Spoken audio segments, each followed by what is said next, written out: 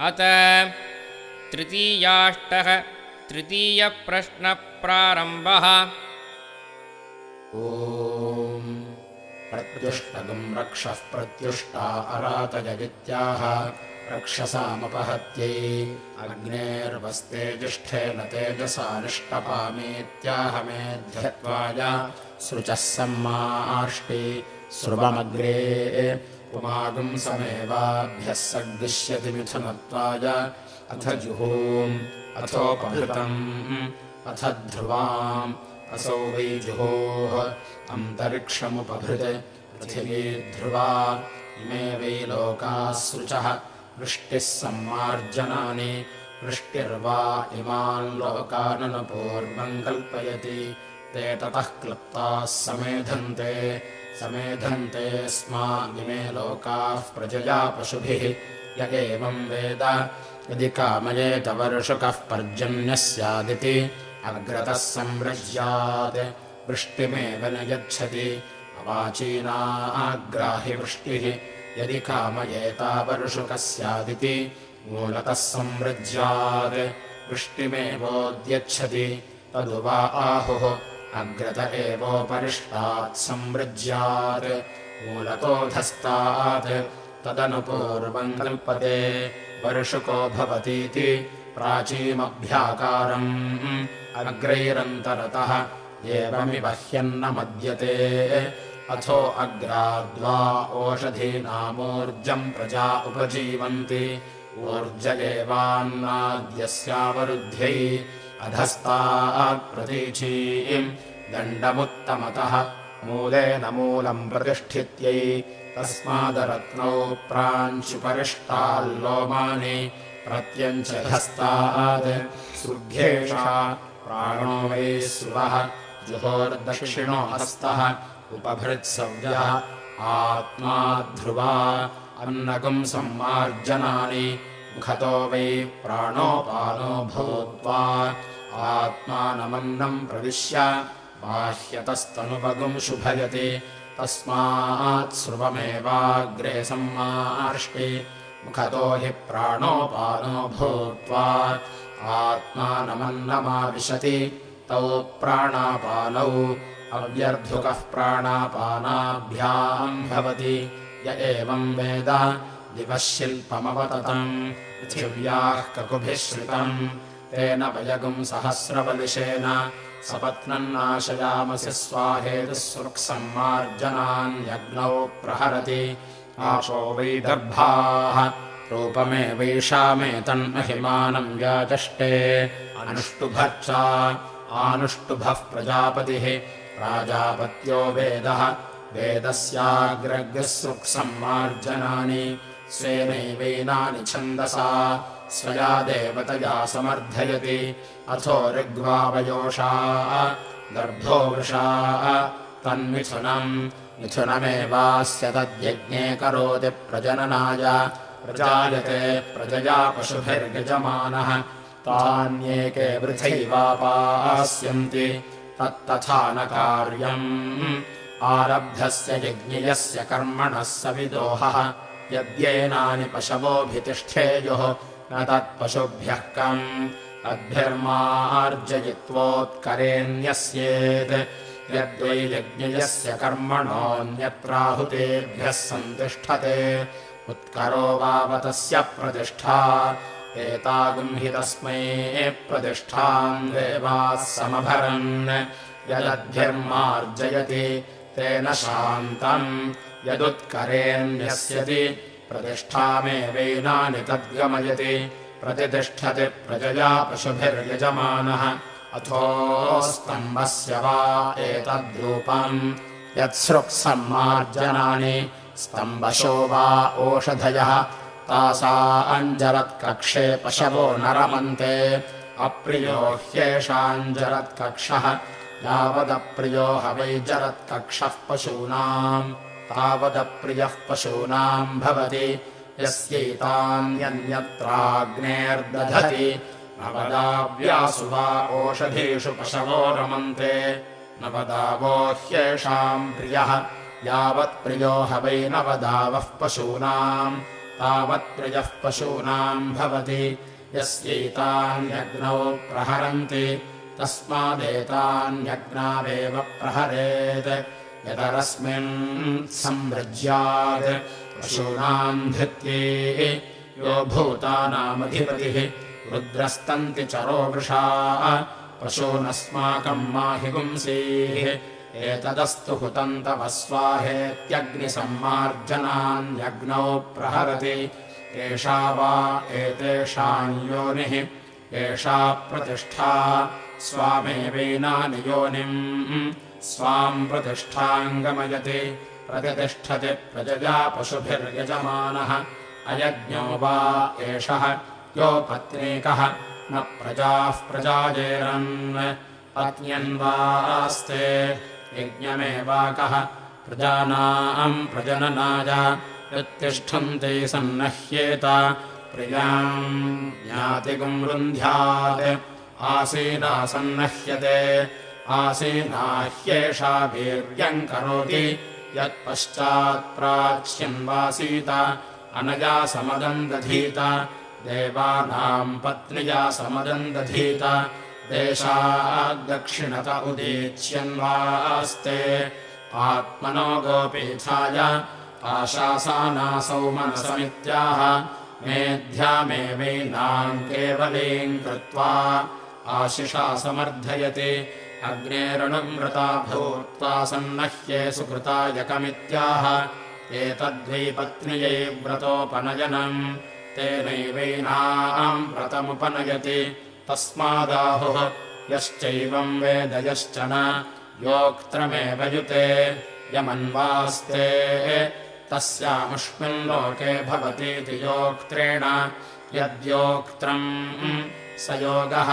यदास्ते स क्षेमः योगक्षेमस्य क्लृप्त्यै युक्तम् गृजाता आशीः कामे युज्याता इति आशिषः समृद्ध्यै ग्रन्थिम् ग्रध्नाति आशिष एवास्याम् परिगृह्णाति पुमान् वै ग्रन्थिः स्त्रीपत्नी तन्मिथुनम् मिथुनमेवास्य तद्यज्ञे करोति प्रजननाय प्रजायते प्रजया पशुभिर्यजमानः अथो अर्धो वा एष आत्मनः यत्पत्नी यज्ञस्य धृत्या अशिथिलम् भावाय सुप्रजसस्तावजगुम् सुपत्नीरुपसेदिमेत्याह यज्ञमेव तन्मिथुने करोति ऊनेतिरिक्तम् धेजाता इति प्रजात्यै महीनाम् वयोस्योषधीनागुम् रस इत्याह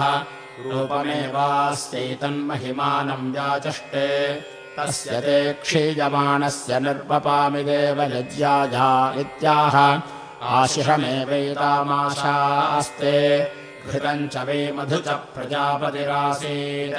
यतो मध्वासीत् ततः प्रजा असृजत तस्मान्मधुषि प्रजननमिवास्ति तस्मान्मधुषा न प्रचरन्ति यातयामहि आज्येन प्रचरन्ति यज्ञो वा आज्यम् यज्ञेनैव यज्ञम् प्रचरन्त्ययातयामत्वाय पत्न्यवेक्षते मिथुनत्वाय प्रजात्यै यद्वै पत्नी यज्ञस्य करोति मिथुनम् तत् अथो पत्न्या एवैष यज्ञस्यान्वारम्भो न वच्छित्यै मेध्यम् वा एतत्करोति यत्पत्न्यवेक्षते गार्हपत्येधिश्रयति मेध्यत्वाय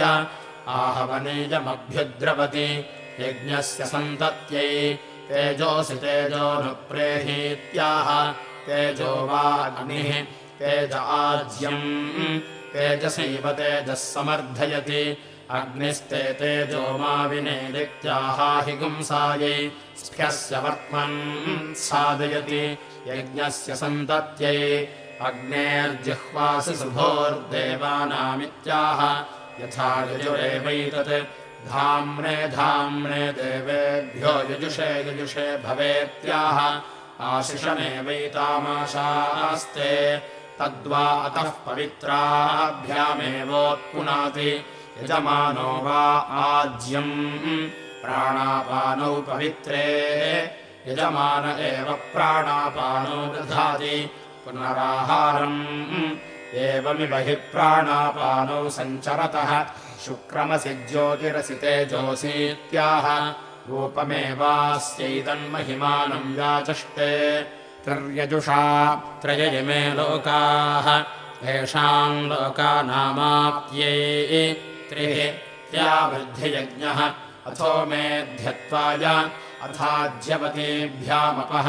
रूपमेवासामेतद्वर्णम् दधाति अपि वा उदाहुः यथा ह वै योषा सुवर्णगुम् हिरण्यम् पेशलम् बिभ्रति रूपाण्यास्ते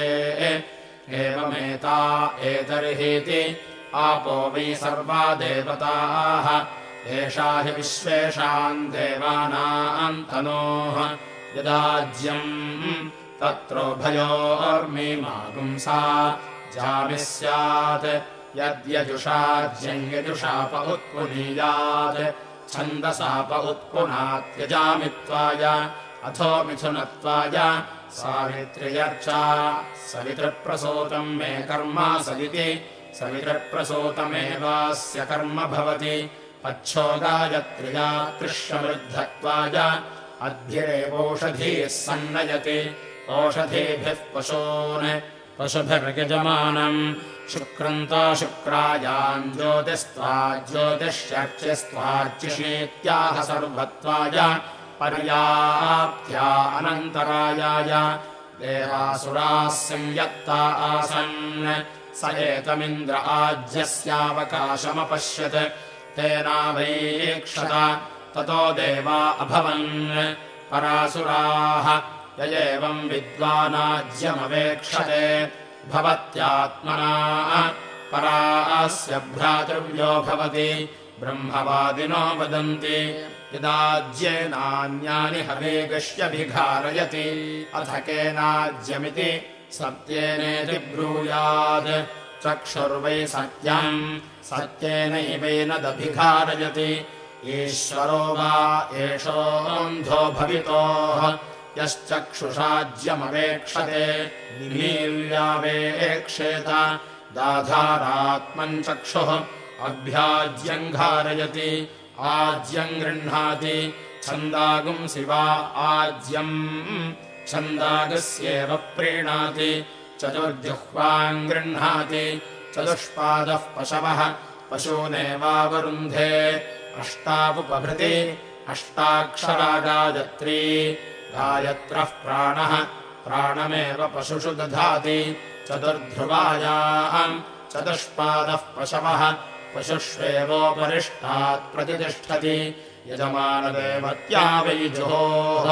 भ्रातृव्यदेवत्योपभृत् चतुर्जिह्वाम् गृह्णन् भूयो गृह्णीयात् अष्टावुपभृति गृह्णन् कनीजः यजमानादेव भ्रातृभुजमुपस्थिम् करोति गौर्वै सृचः चतुर्जिह्वाम् गृह्णाति तस्माच्चतुष्पदी अष्टावुपभृति तस्मादष्टाशभा चतुर्ध्रुवायाम् तस्माच्चतुस्तना गामेव तत्सर्गस्करोति सास्मै सर्गस्कृते शमोर्जम् दुहे यज्जुह्वाम् गृह्णाति प्रयाजेभ्यस्तत् यदुपभृति प्रयाजानुयाजेभ्यस्तत् सर्वस्मै वा एतद्यज्ञाय गृह्यते यद्ध्रुवायामाज्यम् आपो देवीरग्रे पुभो अग्रे गुभजित्याह रूपमेवासामेतन्महिमानम् जाचष्टे अग्रे इमम् यज्ञम् न जताग्रे यज्ञपतिमित्याह अग्रजेव यज्ञम् न जन्ति अग्रे यज्ञपतिम् युष्मानिन्द्रो वृणीत वृत्रतोर्ये योजमिन्द्रमवृणेध्वम् वृत्रतोर्यजित्याह वृत्रगुंहः नश्यन्निन्द्र आपो बव्रे आपो हेन्द्रम् बव्रिरे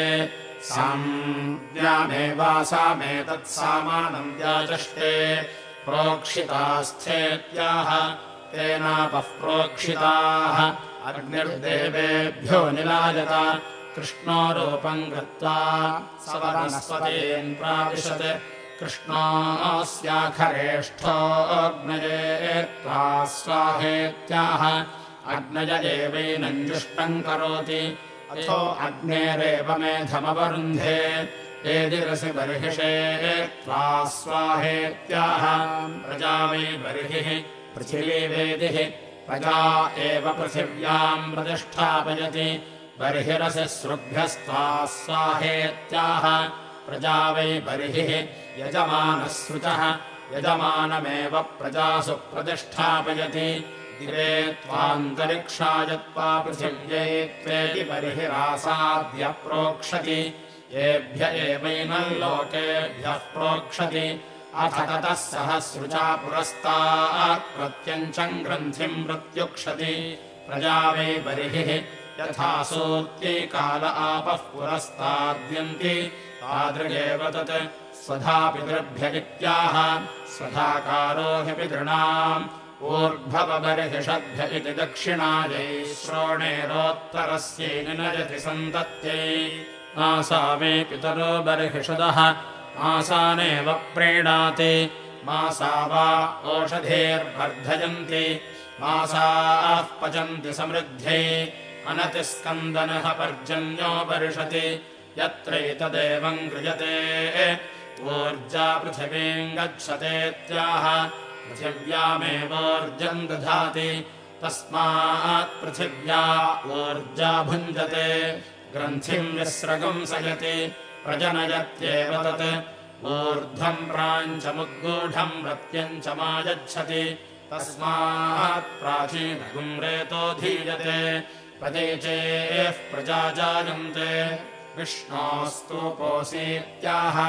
यज्ञो वै विष्णुः यज्ञस्य धृत्यै पुरस्तात् प्रस्तरम् गृह्णाति मुख्यमेवैनम् करोति इयन्तम् गृह्णाति प्रजापतिना यज्ञमुखेन संवितम् इयन्तम् गृह्णाति यज्ञपरुषा संवितम् इयन्तम् गृह्णाति एतावद्वै पुरुषे वीर्यम् वीर्यसंवितम् अपरिमितम् गृह्णाति अपरिमितस्यावरुद्ध्यै तस्मिन् पवित्रे अपि सृजति यजमानो वै प्रस्तरः प्राणापानौ पवित्रे यजमान एव प्राणापानो दधाति पूर्णा अमृतसन्तास्तृणामीत्याह यथा यजुरेवैतत् श्वासस्थम् देवेभ्य इत्याह देवेभ्य एवैनत्श्वासस्थम् करोति बर्हिः स्तृणाति प्रजा वै बर्हिः पृथिवी वेदिः प्रजा एव पृथिव्याम् प्रतिष्ठापयति अनतिकृष्ण्यग्निस्तृणाति प्रजयैवैनम् पशुभिरनतिकृष्ण्यम् करोति धारयन् प्रस्तरम् परिधीन् परिदधाति यजमानो वै प्रस्तरः यजमान एव तत्स्वयम् परिधीन् परिदधाति गन्धर्वोऽसि विश्वावसुरित्याह विश्वमेवायुर्यजमाने दधाति इन्द्रस्य बाहुरसि दक्षिण इत्याह इन्द्रियमेव यजमाने दधाति मित्रावरुणौ त्वोत्तरतः परिधत्तामित्याह प्राणापानौ मित्रावरुणौ प्राणापानावेवास्मिन् दधाति सूर्यस्ता पुरस्तात् पात्रित्याह रक्षसामपहत्यै तस्याश्चिदभिषस्त्या इत्याह अपरिमिता देवैनम् पाति ईतिहोत्रन्ताकवयित्याह अग्निमेव होत्रेण समर्धयति द्युमन्तकुम् समिधीमहीत्याह समिध्यै अग्ने बृहन्तमध्वर इत्याह वृद्ध्यै विशोयन्त्रे स्थ इत्याह विषायत्यै उदीचीनाग्रे निदधाति प्रतिष्ठित्यै वसूनागुम् रुद्राणामादित्यानागुम् सदसि सीदेत्याह देवतानामेव सदने प्रस्तरगुम् सादयति जुहोरसि घृताचीनाम्नेत्याह असौ वै जुहोः अन्तरिक्षमुपभृत् पृथिवी ध्रुवा तासामेतदेव प्रियम् नाम यद्घृताचीति यद्घृताचीत्याह प्रियेणैवैनानाम्ना सादयति एता असदान् सुकृतस्य लोक इत्याह सत्यम् वै सुकृतस्य लोकः सत्य एवैनाः सुकृतस्य लोके सादयति ता विष्णो पाहीत्याह यज्ञो वै विष्णुः यज्ञस्य धृत्यै पाहि यज्ञम् पाहि यज्ञपतिम् पाहि माम् यज्ञनियमित्याह यज्ञाय यजमानायात्मने तेभ्य एवाशिषमाशास्तेनार्त्यै अग्निना वै होत्रा देवा असुरानभ्यभवन् अग्नये समिध्यमानायानुब्रूहीत्याह भ्रातृव्याभिभूत्यै एकविंशतिमिध्मदारोणि भवन्ति एकविंशो वै पुरुषः पुरुषस्याप्त्यै पञ्चदशेध्मदारोण्यभ्यादधाति 15 वा अर्धमासस्य रात्रयः अर्धमासशः संवत्सर आप्यते 3 परिधीन् परिदधाति ऊर्ध्वे समिधा वा दधाति अनुजातेभ्यः समिधमतिशिनष्टि 6 सम्पद्यन्ते 6 वा ऋतवः ऋतूनेव प्रीणाति वेदेनोपवाचयति प्राजापत्यो वै वेदः प्राजापत्यः प्राणः यजमान आहवनीयः यजमान एव प्राणम् दधाति 3 उपवाचयति 3 वै प्राणाः प्राणानेवास्मिन् दधाति वेदेनोपयत्यश्रुवेण प्राजापत्यमाघारमाघारयति यज्ञो वै प्रजापतिः यज्ञमेव प्रजापतिम् मुखत आरभते अथो प्रजापतिः सर्वा देवताः सर्वा एव देवताः प्रीणाति अग्निमग्ने 3 संवृद्धीत्याह क्रियावृद्धियज्ञः अथो रक्षसामपहत्यै परिधीन् सम्मार्ष्टि पुनात्येवैनान् 3 सम्मार्ष्टि क्रियावृद्धियज्ञः अथो मेऽध्यक्ताय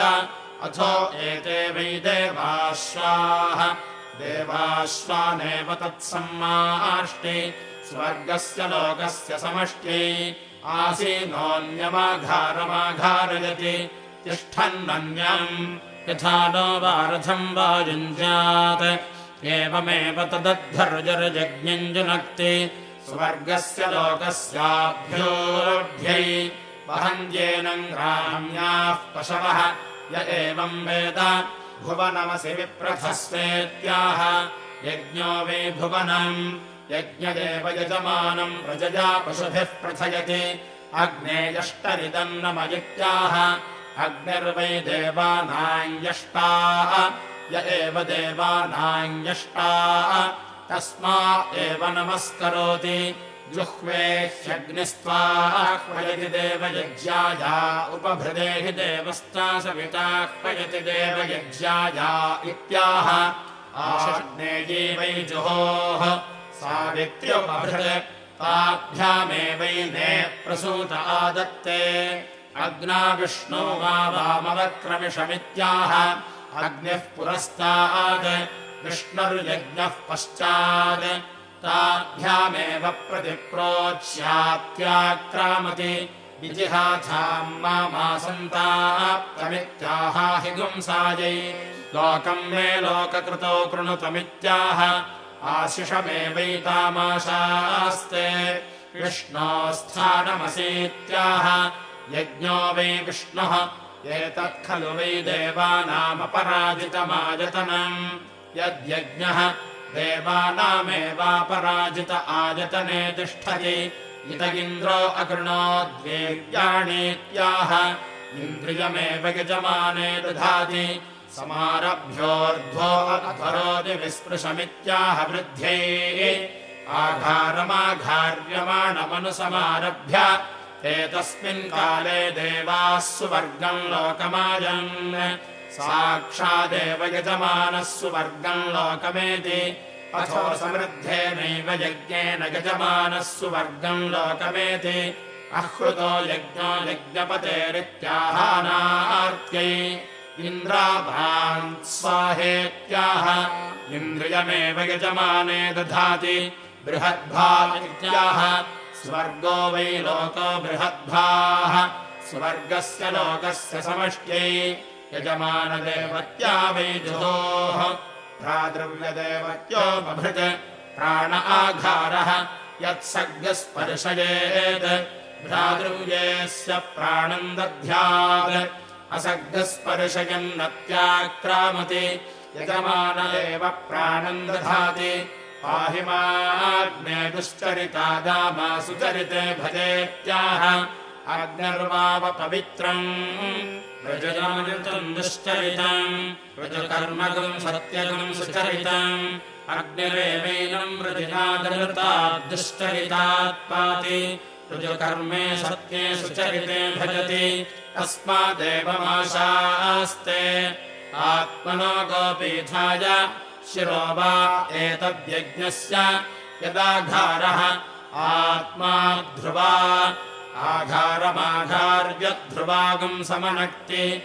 आत्मन्नेव यज्ञस्य शिरः प्रतिदधाति द्विः समनक्ति द्वौ हि प्राणापानौ तदाहुः त्रिरेव समञ्ज्यात् त्रिधातु हि शिर इति शिर इवैतद्यज्ञस्य अथोत्रयो वै प्राणाः प्राणानेवास्मिन् दधाति मखस्य शिरोऽसि सञ्ज्योतिषा ज्योतिरन्तामित्याह ज्योतिरेवास्मा उपरिष्टाद्दधाति स्वर्गस्य लोकस्यानुख्यात्यै धिष्णिया वा एतेऽन्युप्यन्ते यद्ब्रह्मा यद्धोता यदध्वर्युः यदग्नीत् यद्यजमानः तान् यदन्तरेयात् यजमानस्य प्राणान् सङ्कर्षेत् प्रमायुकः स्यात् पुरोडाशमपगृह्य सञ्चरत्यध्वर्युः यजमानायैव तल्लोकगुंसिगुंशति नास्य प्राणान् सङ्कर्षति न प्रमायुको भवति पुरस्तात् प्रत्यङ्गासीनः इडाया इडामा दधाति हस्त्यागम्भोत्रे पशवो वा इडा पशवः पुरुषः पशुष्वेव पशून् प्रतिष्ठापयति इडायैवा एषा प्रजातिः ताम् प्रजातिम् यजमानो नु प्रजायते द्विरङ्गुलावनक्तिपर्वणोः विपाद्यजमानः प्रतिष्ठित्यै सकृदुपस्तृणाति धिरादधाति सकृदभिघारयति चतुः सम्पद्यते चत्वारि वै पशोः प्रतिष्ठानानि यावानेव पशुः तमुपह्वयते मुखमिव प्रत्युपह्वयेत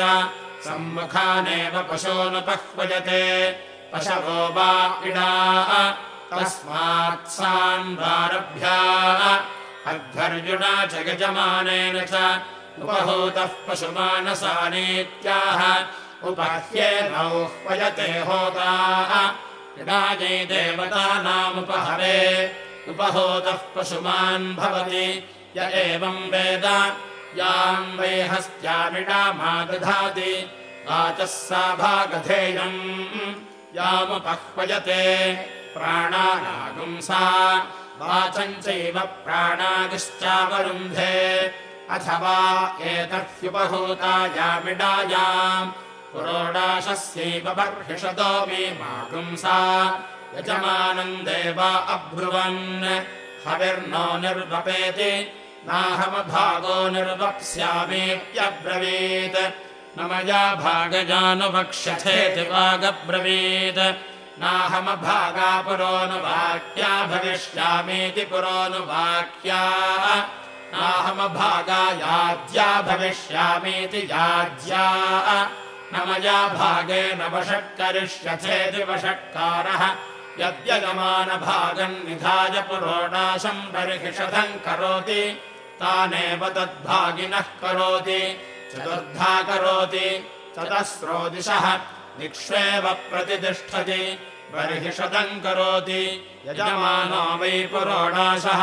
प्रजा बर्हिः यजमानमेव प्रजासु प्रतिष्ठापयति तस्मादस्थान्याः प्रजाः प्रतितिष्ठन्ति मागुंसेनान्याः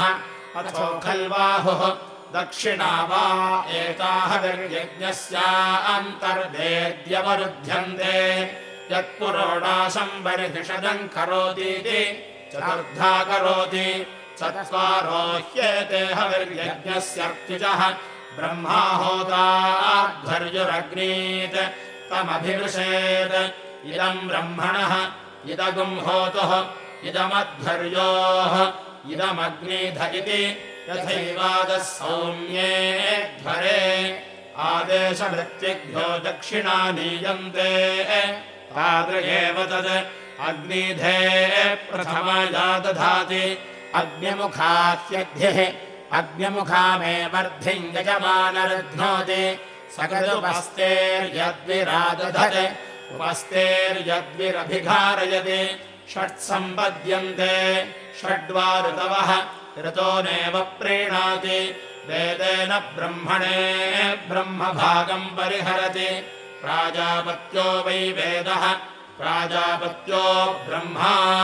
सविता यज्ञस्य प्रसोत्यै अथ काममन्येन ततो होत्रे मध्यम् वा एतद्यज्ञस्य यद्धोता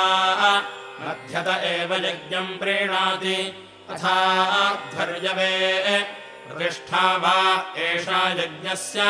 यदध्वर्योः तस्माद्धविर्यज्ञस्यैतामेवावृतमनो अन्या दक्षिणानीयन्ते यज्ञस्य प्रतिष्ठित्यै अग्निमग्नेत्सकृत्सकृत्संमृढ्येत्याह पराङ्गि मह्येतर्हि यज्ञः इषितादैव्याहोतार इत्याह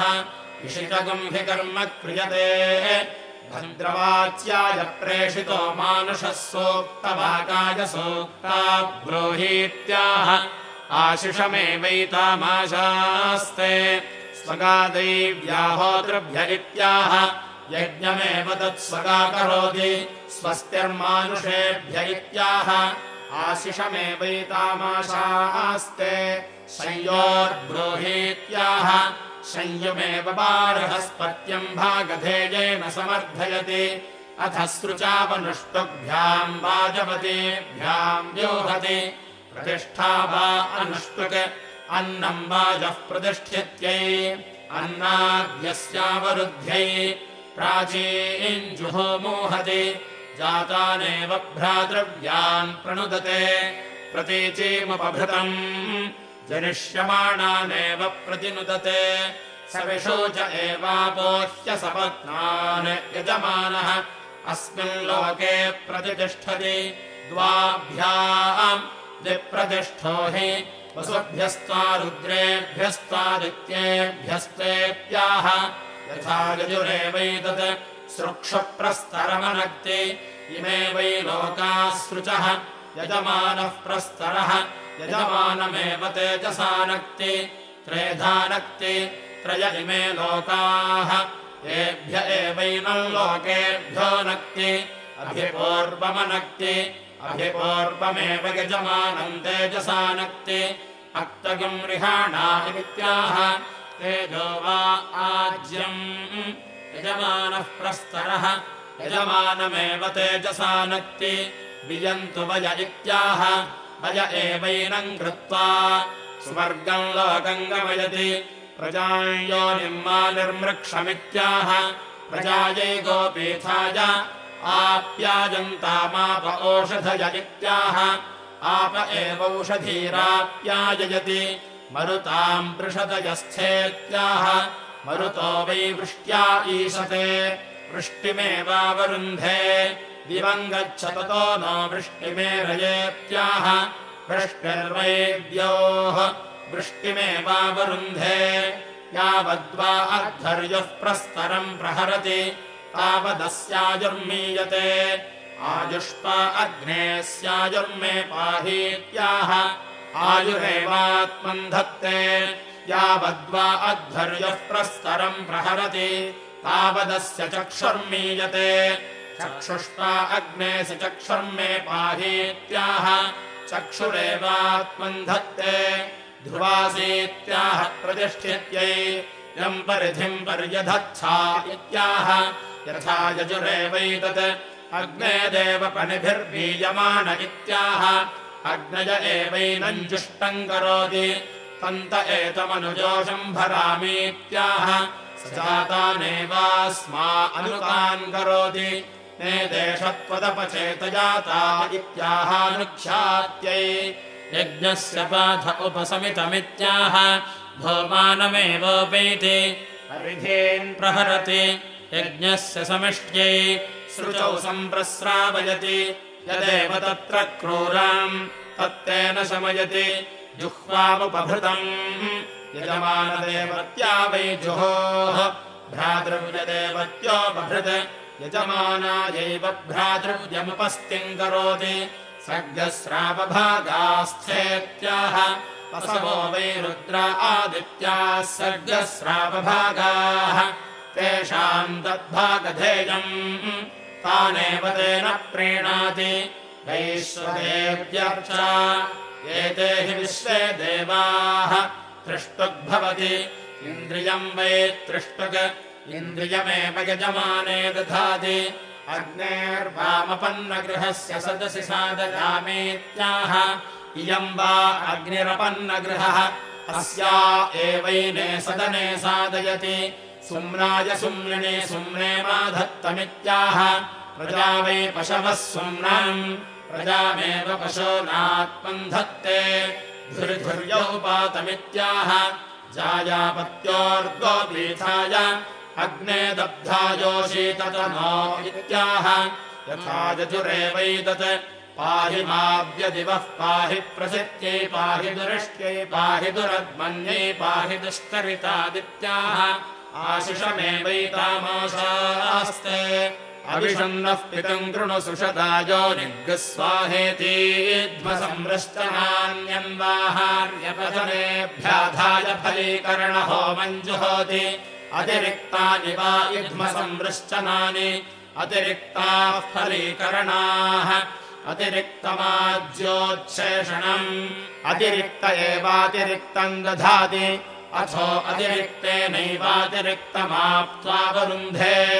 वेदद्देवेभ्यो निलायत ताम् वेदेनान्वविन्दन् वेदेन वेदिम् विविदुः पृथिवीम् सापप्रथे पृथिवी पार्थिवानि गर्भम् बिभर्ति भुवनेष्वन्तः ततो यज्ञो जायते विश्वदानिरिति पुरस्तात् संवयजुषो वेदेन वेदिकम् सम्मार्ष्यनमित्यै अथो यद्वेदश्च वेदिश्च भवतः मिथुनत्वाय प्रजात्यै प्रजापतेर्वा एतानि श्मश्रूणि यद्वेदः पत्न्या उपस्थ आस्यति मिथुनमेव करोति विन्दते प्रजाम् वेदगुम् होताः वनीयात्स्तृणन्नेति यज्ञमेव तत्सन्तनोत्योत्तरस्मादर्धमासात् तगुम् सन्ततमुत्तरेऽर्धमास आलभते कङ्काले काल आगते यजते ब्रह्मवादिनो वदन्ति सत्त्वा अध्वर्यः स्यात् यो यतो यज्ञम् प्रयुङ्क्ते तदेनम् प्रतिष्ठापयतीति पाताद्वा अध्वर्यर्यज्ञम् प्रयुङ्क्ते देवा गातुविदो गातुम् विक्त्वा गातुमिदेत्याह यत एव यज्ञम् प्रयुङ्क्ते तदेनम् प्रतिष्ठापयति प्रतिष्ठति प्रजया पशुभिर्यजमानः यो वा यथा देवतम् यज्ञमुपचरति आदेवताभ्यो वृष्यते पापीयान् भवति यो यथा देवतम् देवताभ्य आवृष्यते वसीयान् भवति वारुणो वै पाशः इमम् दृश्यामि वरुणस्य पाशमित्याह वरुणपाशादेवैनाम् मुञ्चति सवितृप्रसूतो यथा देवतम् न देवताभ्य आवृष्यते वसीयान् भवति धातुश्च योनौ सुहृदस्य लोक इत्याह अग्निर्वै धाता पुण्यम् कर्म सुहृदस्य लोकः अग्निरेवैनाम् धाता पुण्ये कर्मणि सुहृदस्य लोके दधाति स्योनम् मे सहपत्या करोमीत्याह आत्मनश्च यजमानश्च चानात्यै संवाय समायुषा सम्प्रजयेत्याह आशिषमेवैतामाशास्ते पूर्णपात्रे अन्ततो नुष्टुभा चतुष्पद्वा एतच्छन्दः प्रतिष्ठितम् पत्न्यै पूर्णपात्रे भवति अस्मिन् लोके प्रतिष्ठानीति अस्मिन्नेव लोके प्रतिष्ठति अथो वाग्वा अनुष्टुक् वाङ्मिथुनम् आपोरेतः प्रजननम्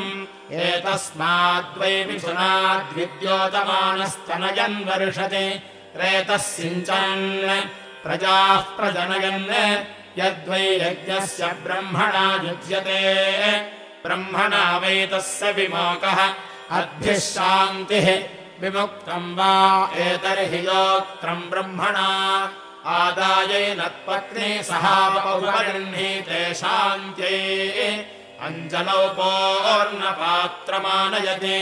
रेत एवास्याम् प्रजाम् दधाति प्रजया हि मनुष्यः पूर्णः मुखम् विमृष्टे अवभृथस्यैव रूपम् कृत्वोत्तिष्ठति परिवेशो वा एष वनस्पतीनाम् यदुपवेशः य एवम् वेद विन्दते परिवेष्टारम् तमुत्करे यम् देवा मनुष्येषु उपवेशमधारयन् ये अस्मदपचेतसः तानस्मभ्यमिहाकुरु उपवेशोपविड्ढिनः प्रजाम् वृष्टिमथोधनम् विपदो नश्चतुष्पदः ध्रुवाननपगान् कुर्विति पुरस्तात् प्रत्यञ्चमुपगूहति तस्मात् पुरस्तात् प्रत्यञ्चः शूद्रा अवस्यन्ति स्थलिमत उपगूहति अप्रतिवादिन एवैनान् कुरुते धृष्टिर्वा उपवेशः श्रुतर्तो वज्रो ब्रह्मणा सगुंसितः योपवेशेषु साममृच्छतु यम् विस्मयति अथास्मै नामगृह्य प्रहरति निरमुन्नुद ओकसः सपत्नो यः पृतन्यति निर्बाध्येन हविषा इन्द्र एणम् पराशरीत् इहि तिस्रः परावतः इहि पञ्चजनागुम् अति इहि तिस्रोतिरोचना यावत् सोऽर्यो असद्दिवि परमान्त्वा परावतम् इन्द्रो नयतु वृत्रः यतो न पुनराजसि शश्वतेभ्यः समाभ्य इति त्रिवृद्वा एष वज्रो ब्रह्मणा सगुंसितः शुचैवैनम् विद्धा येभ्यो लोकेभ्यो निर्नुद्य वज्रेण ब्रह्मणा शृणुते हतोऽसापवधिष्माममित्याहस्तृत्यै यन्विष्यात्तम् ध्यायेत् शुचैवैनमर्पयति ॐ इति तृतीयाष्टः तृतीयप्रश्नः समाप्तः।